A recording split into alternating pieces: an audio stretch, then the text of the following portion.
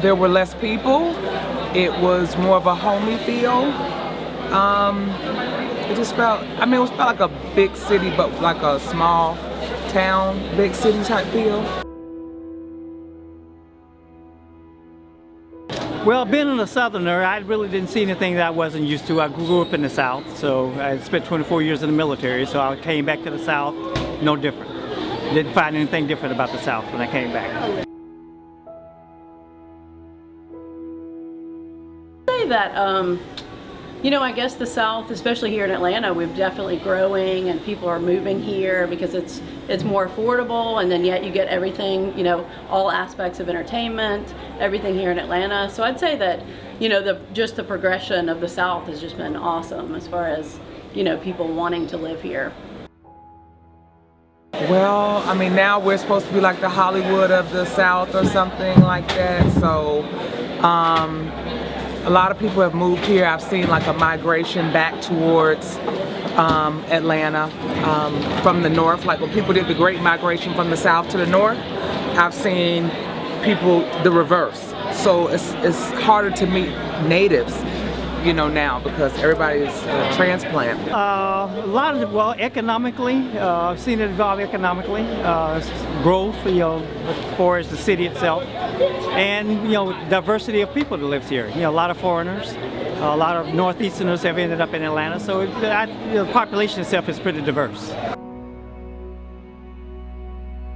True to its roots. I mean, I tell you what, we're huggers, so all I can say is that I'm constantly, all my ladies that come in and shop, I mean, I hug a lot of people, and that's one of the things that they say about Atlanta is that, and just the South in general, is that we are very affectionate, you know, we hug and we say hi, and I'd say that's the biggest thing, just being true to ourselves, is we are always saying hi to people, no matter who they are, on the streets and stuff like that, so. I think it stayed true to its Southern roots by not adhering to a lot of the people who have come here from other countries and other parts of the United States.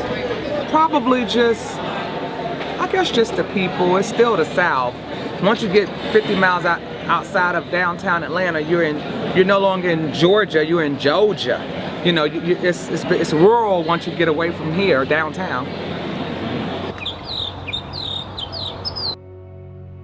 So do you consider the new generation of people in Atlanta to be true Southerners? Like people coming here? No. No. No, I do not.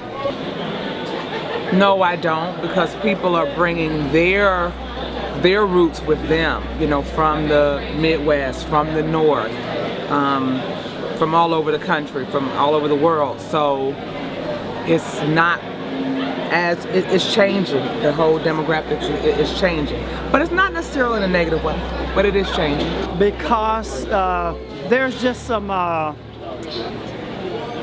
guess, the way people live, the way people think, the way people do things, you know, it's just totally different.